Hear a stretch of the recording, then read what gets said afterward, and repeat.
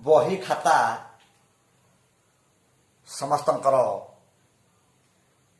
ନିହାତି ଦରକାର, କିନ୍ତୁ ଆମର କିଛି ଅସାବଧା ହେତୁ ବହି ଗୁଡ଼ାକୁ ଆମେ ଯତ୍ନ ନେଇପାରୁନେ, ଯାହାଫଳରେ ଶିଶୁମାନେ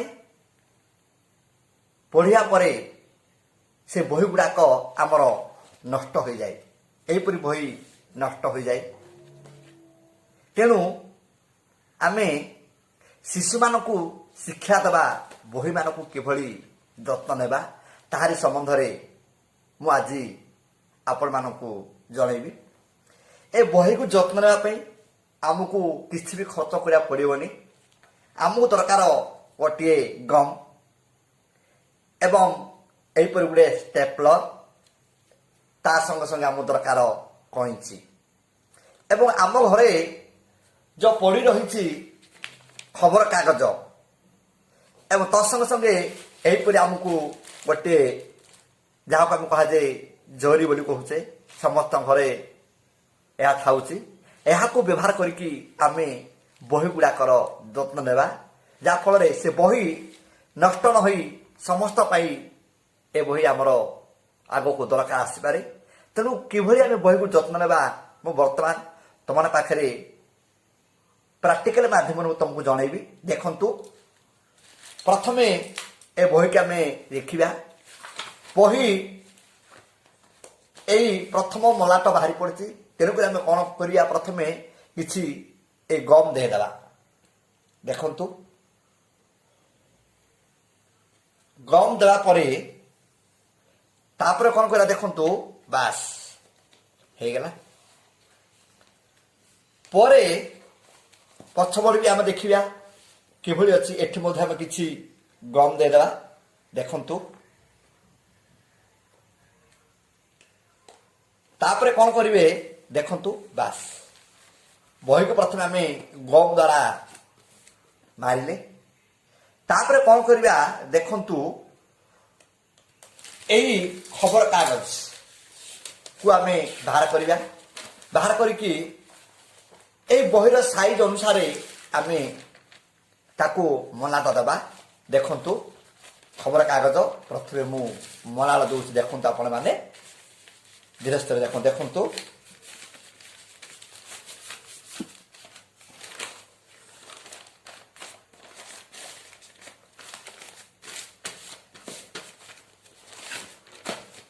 ପଛପଟ ଦିଆ ହେଉଛି ବର୍ତ୍ତମାନ। ଦେଖନ୍ତୁ,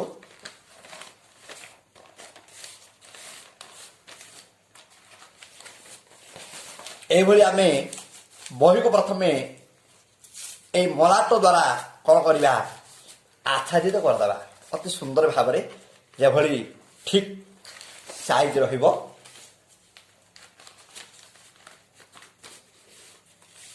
ଦେଖନ୍ତୁ, ଭଲ ଭାବେ ଦେଖନ୍ତୁ ଆପଣମାନେ।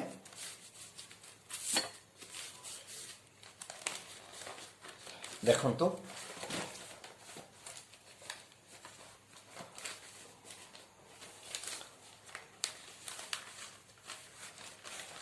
ବହିକି ପ୍ରଥମେ ଆମେ ମଲାଟ ମାରିଦେଲେ, ଅତି ସୁନ୍ଦର ଭାବରେ ମଲାଟ ପଡ଼ିଗଲା। ଯଦି ଏଭଳି ମଲାଟ ବାନ୍ଧିବା ଦ୍ୱାରା ମଧ୍ୟ କିଛି ଦିନ ପରେ ବହି ନଷ୍ଟ ହୋଇଯିବାର ସମ୍ଭାବନା ଥାଏ, ଯେହେତୁ ଆମେ ବାରମ୍ବାର ବର୍ଷ ତମାମ ବହିକୁ ବାହାର କରିବା, ରଖିବା। ତେଣୁ କିଭଳି ଅଧିକ ଦିନ ରହିବ, କ'ଣ କ'ଣ ଅଧିକ ଦିନ ରହିବ, ଦେଖନ୍ତୁ ଆପଣମାନେ। ଦେଖନ୍ତୁ, ଏଇ ଜରିକୁ ପ୍ରଥମେ ଦେଖନ୍ତୁ ଖୋଲିଦେବେ। ଦେଖନ୍ତୁ, ଏଇଟା ଅଦରକାରୀ ଆମ ପାଇଁ, କିନ୍ତୁ ଏହା କେତେ ଦରକାର ଦେଖନ୍ତୁ। କ'ଣ କରିବେ, ପ୍ରଥମେ ଦେଖନ୍ତୁ ଆପଣମାନେ, ବା ଦେଖନ୍ତୁ, ଅତି ସୁନ୍ଦର ଭାବରେ ସାଇଜ, ସଦାବେଳେ ସାଇଜ ଦେଖିବେ। ଆମ ପାଖରେ ସମସ୍ତ ଷ୍ଟେପଲର ଅଛି। ଦେଖନ୍ତୁ, ବାସ୍ ସରିଲା। ପଛପଟ ମଧ୍ୟ ଷ୍ଟେପଲର ଦେବେ। ଦେଖନ୍ତୁ, ହେଇଗଲା। ବର୍ତ୍ତମାନ କ'ଣ କରିବେ, ଯେହେତୁ ଆକୁ ସାଇଜ ଅନୁସାରେ ଆକୁ କାଟିବେ। ଦେଖନ୍ତୁ, କାଟିଲେ, ଉଭୟ ପଟ କାଟିବେ। ଏଠି ମଧ୍ୟ କ'ଣ କରିବେ ଦେଖନ୍ତୁ, ବାସ୍ ମାରିବେ ଦେଖନ୍ତୁ, ଯେଭଳି ବହିଟି ସୁନ୍ଦର ଦେଖାଯିବ। ଦେଖନ୍ତୁ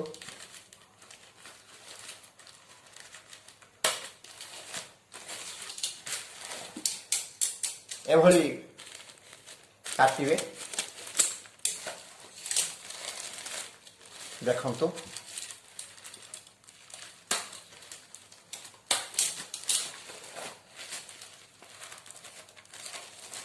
ଏଭଳି ମାରିବେ ପିନ୍, ଯେଭଳି ଶିଶୁମାନଙ୍କର କୌଣସି କ୍ଷତି ନ ହୁଏ। ବର୍ତ୍ତମାନ ବହିଟି ଆମର ସୁନ୍ଦର ହେଇଗଲା। ଶିଶୁ ବର୍ଷ ତମାମ ଯେତେ ବାହାର କରନ୍ତୁ କୌଣସି ପ୍ରକାର ତାହାର ସମସ୍ୟା ହେବନି। ଆଉ ବହିକୁ ସୁଦୃଢ଼ ପାଇଁ ମଝି ମଝିରେ ମଧ୍ୟ ଆମେ ଏଇ ପିନ୍ ଯଦି ମାରିଦେବା ତାହେଲେ ଆମର କୌଣସି ସମସ୍ୟା ହେବ ନାହିଁ। ତେଣୁ ଆପଣମାନେ ମଧ୍ୟ ସମୟ ନଷ୍ଟ ନ କରି ଶିଶୁଙ୍କୁ ଏଭଳି ଶିକ୍ଷା ଦିଅନ୍ତୁ, ବହି କିଭଳି ଆମେ ଯତ୍ନ ନେଇପାରିବା।